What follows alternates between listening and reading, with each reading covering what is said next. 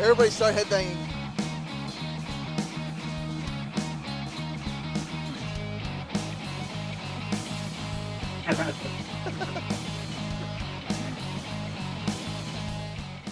Ladies and gentlemen, and welcome to a special edition, overtime edition of the Fatal 4-Way podcast. This is the dark match, stuff that we didn't get to talk about on the podcast. Now it's going to be talked about here, and we're going to talk about the awesome Cruiserweight Classic. Ladies and gentlemen, the events that are going down for the summertime, I really enjoy this. Pretty much everyone I talked about on our Facebook page, we've been enjoying the Cruiserweight Classic. Again, with us here on the Dark Match, again, following us from the Fatal 4-Way podcast that we just recorded. Which, by the way, we never actually introduced the actual episode number of. We don't have to do. Who cares about episode it's number? Funny because we missed so many stuff in the front portion of the podcast. It was like, I think the one we recorded before was actually better, but no. It doesn't matter. This is Dark Match. This is what we get to talk about, whatever we want. We're going to talk about the Cruiserweight Classic. This is one of the topics I want to talk about. Bob, Cruiserweight Classic, brother. How do you feel about the structure of the Cruiserweight Classic? I absolutely love it. There's like all the matches that I've seen so far. I haven't seen the last two episodes. Excuse me. But I just love like every single match in it. I love the commentary in the episodes. Daniel Bryan and Mauro Ronaldo, however you say his damn name. I just love the entire thing. Everything of it is just beautiful.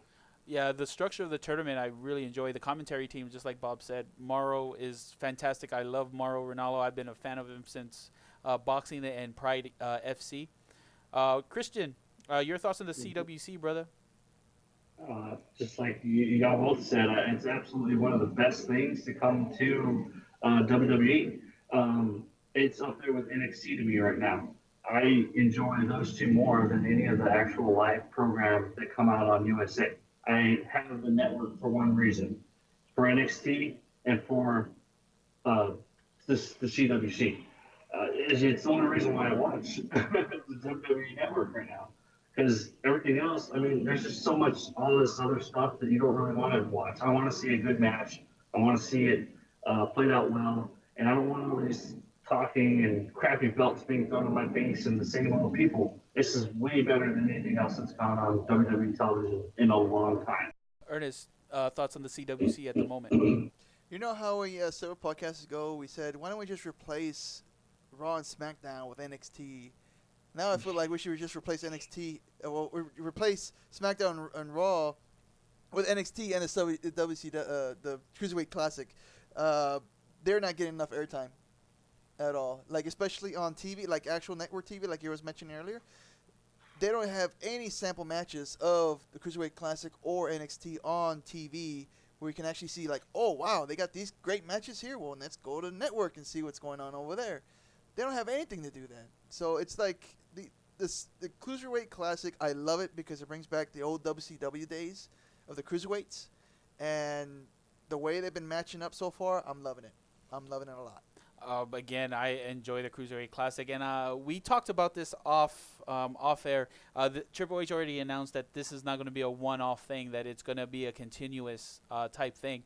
And I really do enjoy the CWC because during this time right now, of course, during the Olympics, it has an Olympic flair to it because of the countries representing in there. But during this time, during summertime, you know, football's just about to get started. Basketball is off. There's really nothing. Baseball, I think, is going on right now. I think it is. I'm not. I mean, a fan of baseball, but not really.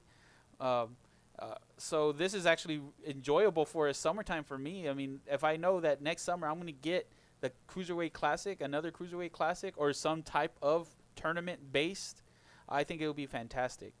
Of course, I guess I'm going to have to do some spoilers here. Because, I mean, the Elite Eight is fantastic right now, who they have going in. But what I feel, before I do that, actually, how I feel about this is, of course, they're going to have it a 2-hour special I don't know if they said they were coming on Raw originally, but then they said that it was going to be, now they're going to be separated with a 2-hour event by themselves now on the network. But the championship was supposed to be crowned on Raw of it, because I think the winner was also supposed to be the Cruiserweight champion as well, not just the CWC winner, but they're also supposed to get the Cruiserweight title. But I feel it's kind of unbalanced now that word has gone out. I think that it's now placed on who's going to win, which I do believe it's going to be Nick Sabre Jr. I'm a big fan of Nick Sabre Jr., but I think Nick Sabre Jr. is going to be who's going to win. But I think he also signed to WWE, I think, recently. And they signed a lot of the other cruiserweights as well. I think they actually if my theory is correct, I think they at least signed 90% of the actual cruiserweights already. Yeah, there's a couple that are holding out. I know Kenta Ibushi is not signed. He's still signed with New Japan. He's not going anywhere. He's still got stuff to do over there. He's already stated. I don't know about Tozawa too much, but I think Jack Gallagher just signed. Cedric Alexander just signed. Michael Bennett signed. I think Drew Gulak signed because he's on Holy Foley, I believe. And who's the one that he just fought? Well, of course, Johnny Gargano, Tommaso Ciampa. They're in NXT. Rich Swann is in NXT. So they got a lot of them have been signed already. So I feel that it's just like they're setting up everything, which is kind of a downfall to it. But a lot of the other stuff like Tajiri and all them was good to see back.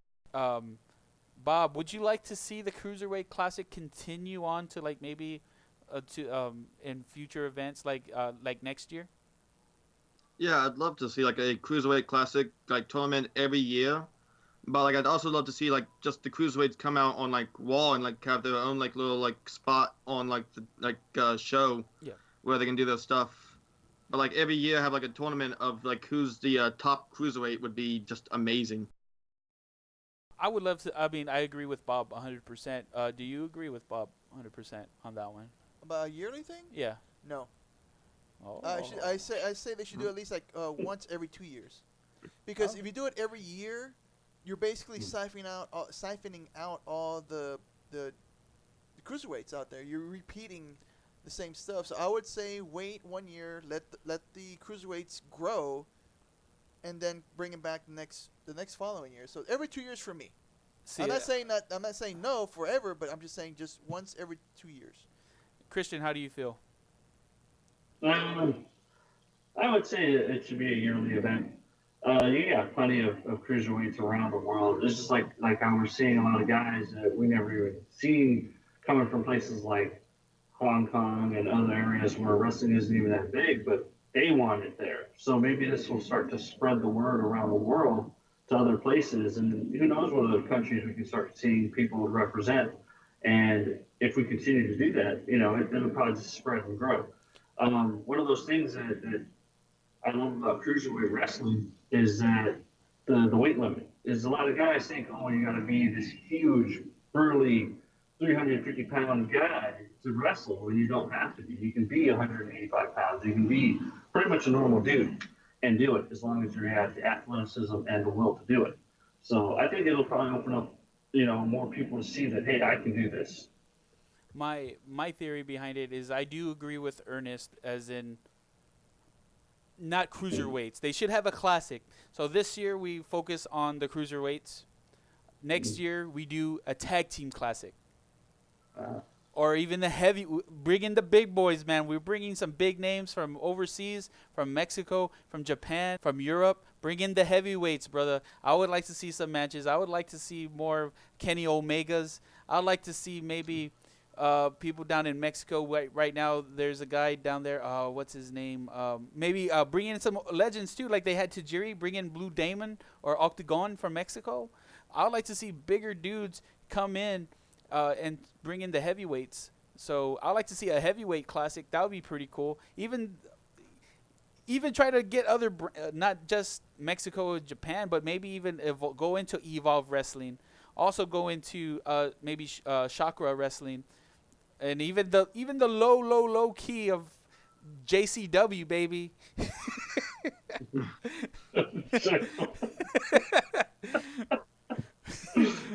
What's up, Bob? I just wanted to say, like, as you were saying, like the tag team classic, they did kind of have one like that for the Dusty Rhodes tournament thing. Yep. Also, another thing was, like you were saying, like bringing up some of the like really indie of guys. I just wanted to point out on TNA, one of the like latest episodes, Aaron Williams from War Wrestling in like Ohio, Lima, Ohio, was on TNA for like split few minutes with James Storm in the middle of the ring. Yeah. Like I saw that on my Facebook and Instagram and all that stuff. I was so happy for him. Oh yeah, I mean, guys got some talent that's untapped, man, and even talent that hasn't even been tapped. A lot of people don't like this style. I mean, well, because it's a past style. Of course, you have the hardcore. There's like guys like Necro Butcher that never even got the talent, the exposure that I think he deserves. In that, so he is a heavyweight, so it'll be really neat to see some guys like that coming out, just like Bob said. There's other guys too. I mean, it's a shame that not a shame that he signed with TNA, but I'm very happy to see him get in that limelight too. Is Moose? Moose signed with TNA. I'm a big fan of Moose. I would like to even, I would have loved to see Ring of Honor get a little, because a lot of people came from Ring of Honor in WWE right now. I would like to see like Cheeseburger. Cheeseburger is really cool. I really do enjoy him. There's so many other guys. Probably the Young Bucks too. There's the Young Bucks. There's the Briscoes. They're rocking and rolling. And there's some other guys too that are still, just like I said, they're just untapped, man. There's the Von Erichs. They're there too. That's what I would like to see. The tag team classic would probably be another tag team tournament would probably be good, because there's so much in the Bollywood Boys. Though they were in the Cruiserweight Classic, they fell short. But I would like to see them in a tag team classic, and I think they would get a lot of tag team exposure there too. Oh yeah. I just wanted to say, if the Young Bucks ever did come on to WWE, hopefully one day they will, I'm going to totally lose my shit when they come up. I love the Young Bucks so much. The Young Bucks, they had a tryout, and they turned it down because they said they weren't ready yet, which is understandable because AJ Styles did the same thing. He feels that he wasn't ready yet, so it was very good to see that part. Christian, again, I'm going to go back. That's why I say I like this part of the dark match, because we don't, it's overtime for this. But this is a topic that I wanted to spend more time on, and that is, of course, the word safe of the day. That's the key word that we've been hearing with Bret Hart, The Miz, Daniel Bryan situation. Miz been wrestling for 10 years. John Cena has been wrestling for 10 plus years, and now is finally getting hurt because he's pulling up the repertoire. Mm-hmm. Roman Reigns. This is why I like Roman Reigns. Roman Reigns, if you look this gets me very upset. This gets me very upset for this one purpose. Roman Reigns, he's been getting heat for no fucking apparent reason. I'm going to drop my F-bomb. That's my one F-bomb. He puts on a match every time. Yes, okay, regardless of the suspension. I don't really care about the suspension. Everybody gets suspended. Randy Orton got 2 suspensions. He's almost out the door with that third. Yeah, it's like 3. Yeah. He's supposed to be out the door already. But they signed him. Brock Lesnar with the whole Brock Lesnar stuff going on too. I don't really care about that. Roman Reigns puts his body on the line every single time. Okay, yeah, he has the 5 moves of doom set like John Cena. Regardless, he puts his body on the line. All his matches from the last, I would say, don't count this one because, you count this one. Fuck it. Count it.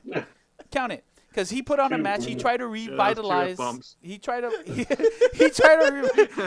revitalize SummerSlam. He tried. Him and Rusev tried to do it. If you look in the past, all his matches, fantastic.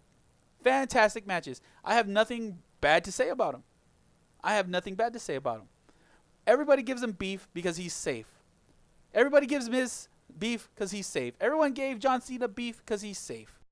But look at how long they've been wrestling. It has nothing to do with them being safe. Yeah, it is. Beef for other reason. No. People are giving him Daniel Bryan's word exactly was he was a coward because he's safe.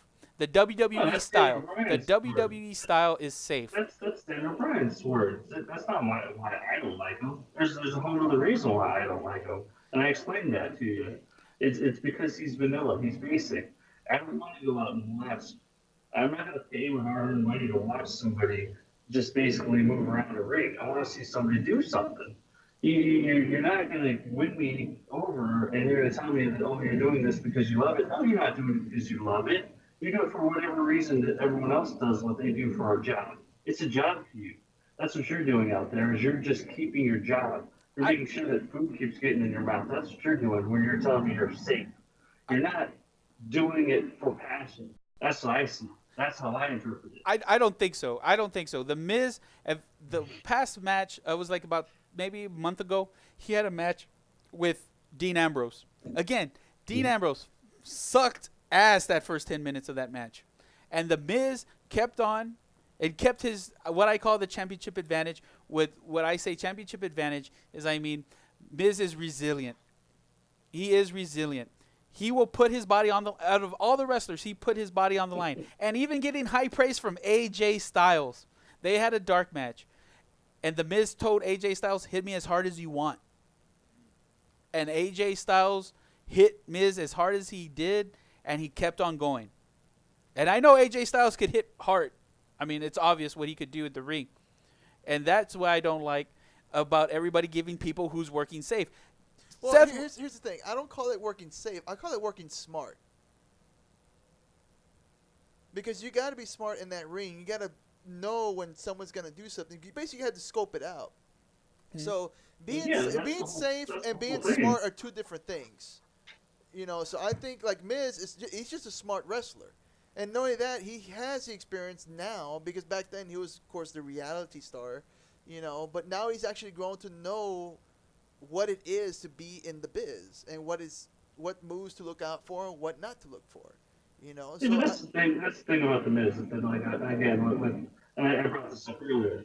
The Miz is not a homegrown wrestler. He's not a wrestler. He's a sports entertainer. He is the WWE style. He is exactly what that is. He didn't have an indie start. He just came in from what reality star power he had and got pushed in, and from there he made a name for himself, which is all good, well and good. But that's why I say he's doing this for a paycheck. He's not doing it because he's passionate about it. Bob, we're gonna go ahead and get back to you. We had a very startling by the host, myself. Bob, again, we're gonna talk about this again. Bob, overall, how do you feel about it? I love The Miz. He's like one of my top favorite heels at the moment, and like I think he can I love like his like promos. He can like talk. He's a way better talker than Roman Reigns. And then like remember that one match a few months ago?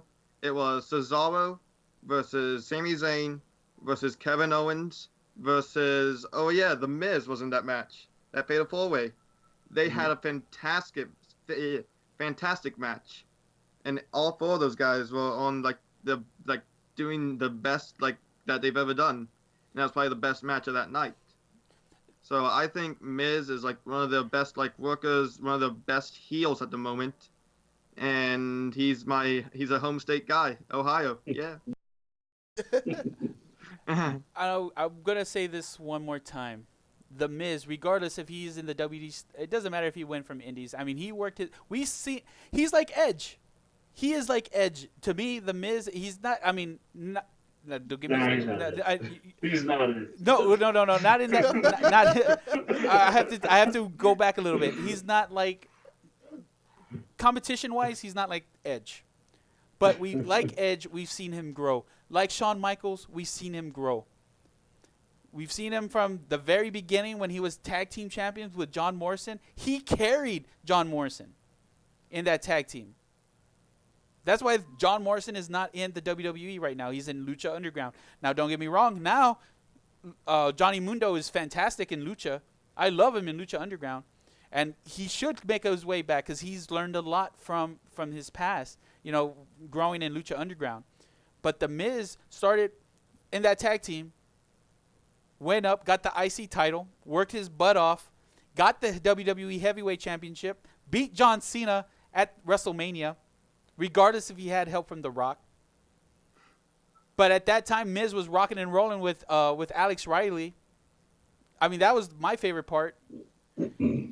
Now he's gonna add a little bit of maybe this promo, like I said, is gonna raise his stock, and hopefully it raises a different style. I would like to see a more brutal style of the Miz, maybe like Stone Cold Steve Austin, maybe become a brawler more.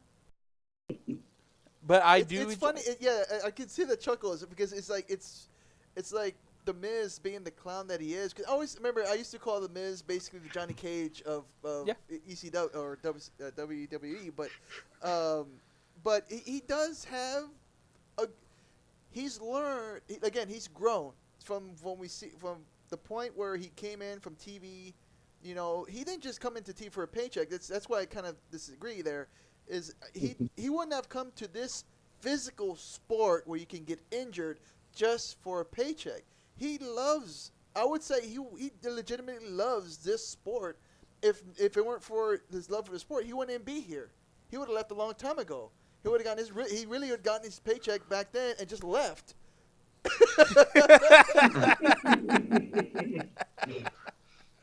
No, but like I said, I really do think he loves this sport just because he's stuck here so long. And yeah, Bob.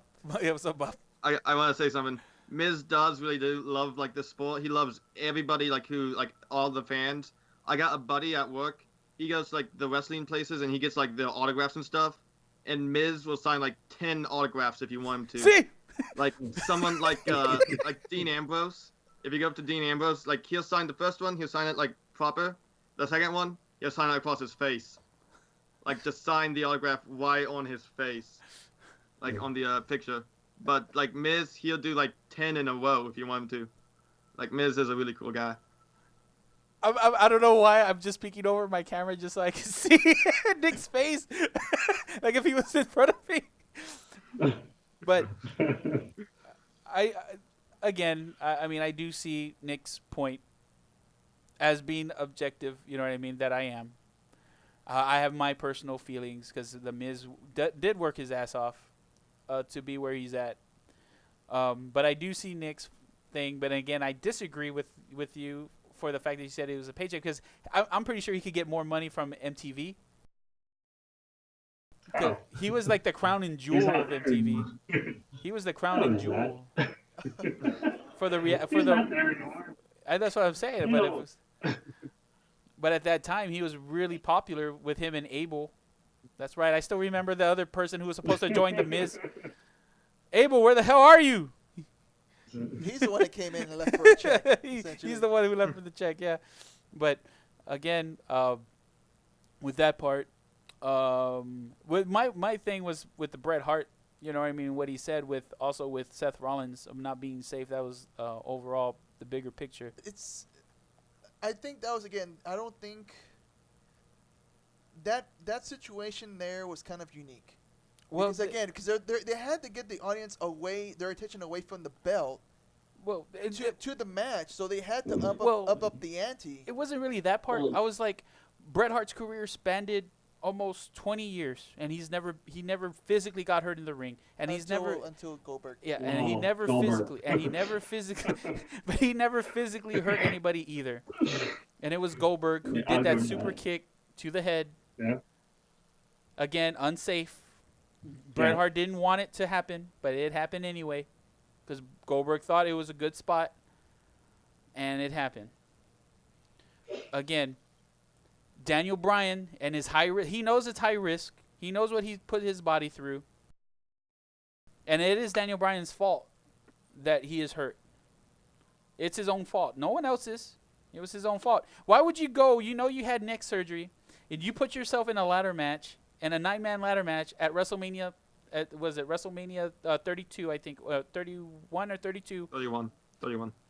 Against Luke Harper, Dean Ambrose, and I think Kevin Owens was in that match. Yeah. And you put your body on the line with that for the IC title. I wouldn't have done it. I would have said no, regardless. I would have gone for a singles match, but not a ladder match. You just came back, fucking a concussion or whatever it was, that neck surgery. Why risk yourself? He put himself at that for that one, and the Miz was right. Well, And the Miz has been in ladder matches too. The Miz has been in ladder matches that's too. the thing, though. Every single and one of those athletes puts themselves on the spot, though. Doesn't matter if you're going into a ladder match or a regular match. I mean, look at what happened to Cena when Batista powerbomb, right? He got his neck shattered, basically. It doesn't matter what you're doing. It all matters on who you're with. But the thing is you and your opponent, basically your partner at the point, have to know what you're doing. So, yeah, I totally agree with Bret Hart on that fact, though. And it's true. Seth Rollins is unsafe. It's obviously he has a proven track record. How many people has he put on the shelf? It's can't argue it. Yep. And again, safe, even though I don't see it as a coward way. I see it as the safe way. John Cena's did it for 10 years straight himself. Besides being the stuff that he did, it landed on the butt, you know what I mean, when he fought Batista and his tailbone exploded. That was different. The pec was, of course, different. And then he had the football elbow. Was completely different. But Cena worked really well for a long time without getting hurt. Then again, Cena was actually really super Cena. Okay, he'll get healed faster than they predicted too. Yeah, he was Wolverine, man. He's the Wolverine of the WWE.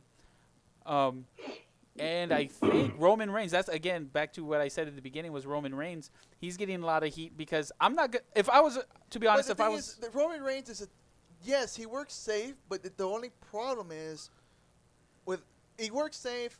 Okay, there's that group of people that don't like him because he's safe. But there's also the group of people don't like him because they're pushing him in our face. he deserves to be. Yeah.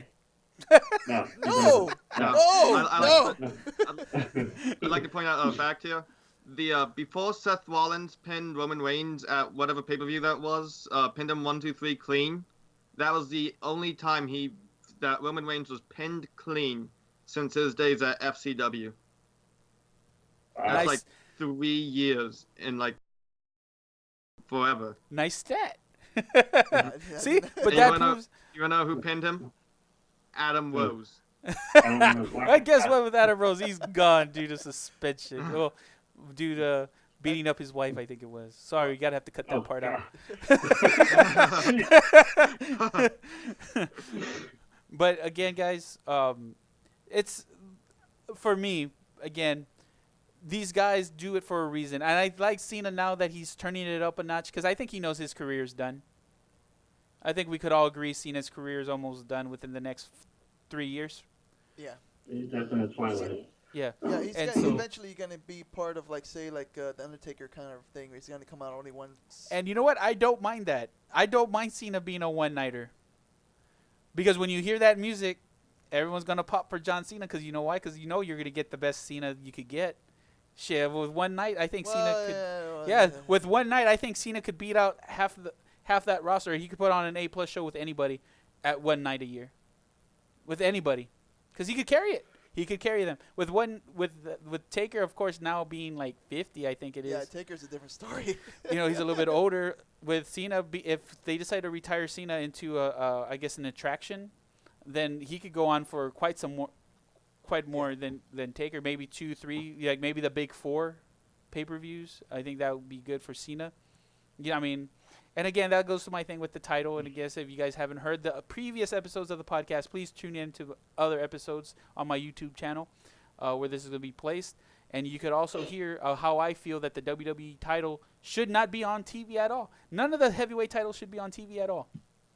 And you'll hear my thing. Just tune in on the previous ones, and you hear why.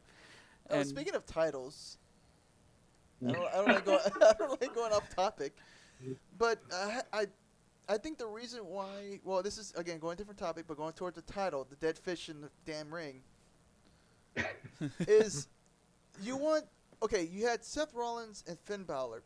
It would have been a great, excellent match if it weren't for the title being what it is. And I was telling Jesse, and I was on Twitter as well. I was like, the title should be something a person should be proud of. Like, say, the Intercontinental Championship. Like, being honest, the Intercontinental Championship and the U.S. title are the two only unique titles in the whole entire Yeah. WWE. And you know why? Because they have the lineage, they have the prestige of actually, like Miz was talking in his promo. They have a history. If you want to start a new title and have it with a great person to start off, yes, Finn Balor would have been the best choice to start off a great new title if it weren't for a fact the title was not great to begin with. It was just it was not designed for somebody to say that I'm proud to carry this belt or had the audience go over it. It just the belt design was just awful. If for an example, in a different universe, perhaps they would have had a beautiful title with maybe like a retro style of the Winged Eagle. That would have been awesome. And it would have been falling on Finn Balor, and that would have set off a great prestigious belt. That's what you need to start off, WWE. You need to start off with a prestigious belt, but it has to look the part. It can't just be a carbon copy of your world title. That just doesn't work. That doesn't work. How do you think the Cruiserweight title is going to look like? I hope it looks like something like WCW. Bring back the WCW belt. That's all I say. Bob, what are you going to say? Something I wanted to say about, though, like, something I kind of did wish they would have done was I still hate the name of the Universal title. I think in the room when they were deciding what name it was, Vince was like, I'm going to have my men go out to Mars and challenge Martians for the Universal title. Probably. That and sounds like Vince. But again, the title itself looks like shit. And then, but like, what I wish they would have done was, and I love this belt, and I kind of want it back. I kind of don't want it back because, in my opinion, it retired with Edge. But I would like to bring back the World Heavyweight title, the World Heavyweight title itself, and like just have those two like split back again. The WCW title, the big one, Yeah. the world title. Yeah. The Ric Flair belt. Well, yeah. the Edge belt. Yeah. Crap, now I lost my train of thought. Well, I'm more concerned about No. the Cruiserweight title coming the up. Cruiserweight, if they were to bring back the Cruiserweight title, okay, the Cruiserweight title actually has a lineage and prestigious to it. You know, if you go back to the WCW days, right? Because did they ever bring back did they ever bring the WCW belt to Cruiserweight to the WWE or no? Yes. It Yes. was. It was. I think at the Invasion pay-per-view. I think it was absorbed into the European title. I think it was. But they still had the same design before they. Yeah. No. The WCW. the WCW titles transferred over with the Invasion. They had their respective titles, and then they were just absorbed in when they did the Invasion pay-per-view. It was like champion versus champion. If you want the lineage, if you want the prestige, if you want somebody that's worthy of that belt, it needs to go back to the original, not original design, but a retro design of what the original WCW belt was, because that was that's what people remember. Well, if they're gonna reach into the bag of tricks, unfortunately, it won't be WCW. It would be somewhere in their lineage. So they're either gonna take the Cruiserweight title that the WWE had ish, or the light heavyweight title. I like the light heavyweight title. A lot of people forgot about the light heavyweight title, and that was one of my favorite titles too. It just looked nice. It looked like the Intercontinental. How the old school looked, like the one that Miz has now. It kind of looked like that, and a mixture of the heavyweight title at the time, which was the Winged Eagle. So it looked a nice little combination of both. Again, the names too. The names really make the belt, and Universal does not make a belt. Yeah. Saying I Universal. honestly think the Universal title had its name because of WWE's and USA Network's Universal partnership. Yeah. The company. Yeah, I've seen that one with the Universal logo on the belt. Studios. So I think that's why they got that. I think that's where that name came from. They're just promoting, because I mean it's all brand promotion. That's why the logo is the same on every single belt. It's brand promotion. But the thing is, if you want something to have someone to chase after, that's not something about. Be honest, if I was a professional wrestler with all that kind of mojo, that's not about how I actually. And even if, like, say, said Mixed Man would say, I want to put the strap on you, I'd be like, no, I don't want it. I don't want it. Don't The- give it to me. Wasn't there somebody in ECW that did that didn't want the belt, or the reason why, or something like that? I can't remember. Well, it was more through story, which was Shane through, Douglas. yeah, Shane Douglas, yeah, Yeah. Shane Douglas, That was and the then NWA Championship. yeah, he just threw it that night. He won it. He was like, "F this belt." Yeah. Boom. Yeah, That's what they should do with the Universal That was belt. a great As soon as promo. someone wins it, I don't want the this belt. or it would be neat. My favorite, of course, a lot of people forget another belt was the snakeskin Intercontinental when Jake Roberts had it. Now, if they could customize the strap, like how they did with the old belts, like Ultimate Warrior's IC title was yellow. Yeah. Jake Roberts had the snakeskin. Of course, you had the Smoking Skull. You had the Brahma Bull belt. You had the Rated R spinner belt. That was my favorite design of all time. But yet, it was a spinner belt. It was the spinner belt, but it had Rated R Superstar in it. That was like the best belt ever created. But you had those. If it's customizable, and then the John Cena US belt, that was pretty blinging too. I like that one. I like that belt. The spinner US belt. The spinner? No, not the spinner US belt. Oh, not the spinner. No, it was the big, like when he was the thug. Yeah, that, didn't he have a spinner US? Yeah, no, it it was was a spinner belt. No, it wasn't. Yeah, it It was a wasn't a spinner. spinner one. There was another one that had it, and it was just. It looked like a big clock. It was a big circle, and it just said like John Cena on the title. It had John Cena on the title. It was just a big circle, U.S. title looking one. It was pretty neat. I'll find it and I'll show you the pictures of it. But it wasn't a spinner one. That would be cool to see too. But Anything's yeah. better than what they got now, I guess.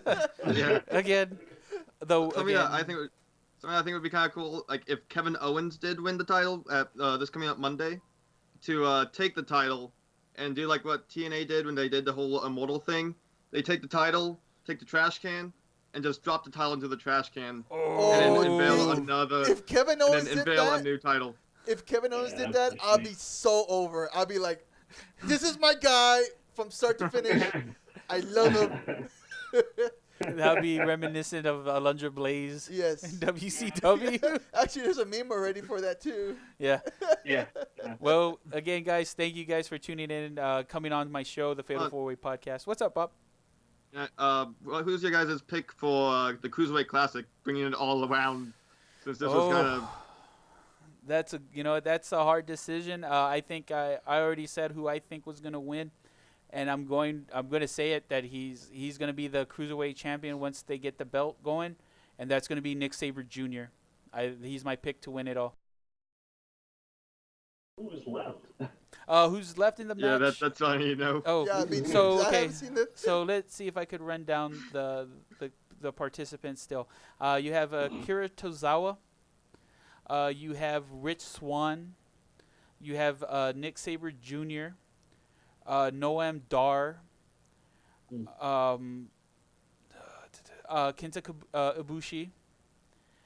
You have I'm gonna get heat on this one. I can't pronounce his name.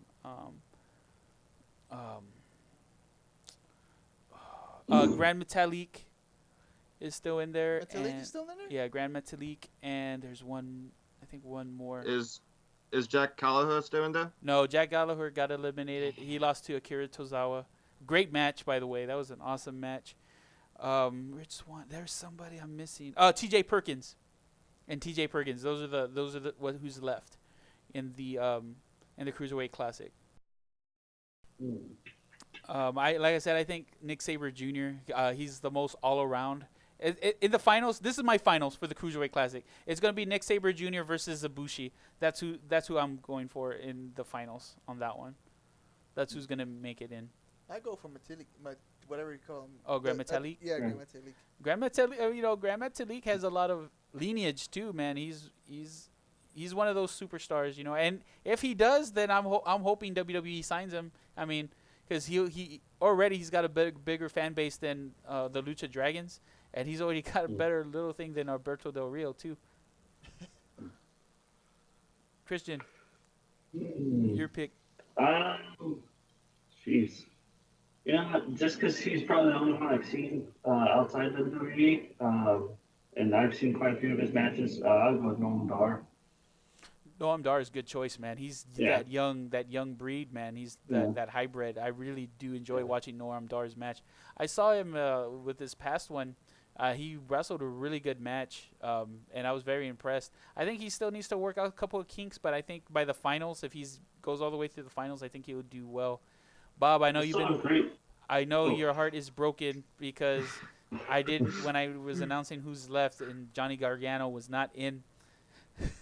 Okay, well, my first pick when the whole thing started, I was going with Kota Ibushi because he's the golden boy to probably win it all.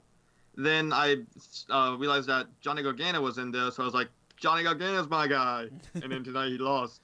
And then, but now I kind of want to, still with Ibushi, but I also like T.J. Perkins. I think he might pull it through there too. Yeah, T.J. Perkins versus you should watch it if you haven't had an opportunity to see it. T.J. Perkins versus Johnny Gargano. Gargano was favoring that knee that happened at NXT Brooklyn, but it was one of those things that you had to see. I mean, it was a good match regardless. Of Johnny Gargano put his heart in it. He just couldn't finish it. Unfortunately, he had opportunities to. He just couldn't get it. He couldn't get it done against T.J. Perkins. T.J. Perkins was really good in that match. I was really surprised. And of course, Jack Gallagher. I wish he would have beat Akira Tozawa, but man, Jack Gallagher is like the third person for the Vaudevillains. yeah. Yeah, he is. He's awesome. I'd like to see, like I said, he doesn't even need to be in. I think he's over with the crowd. I think if you go to the main roster, he'll be.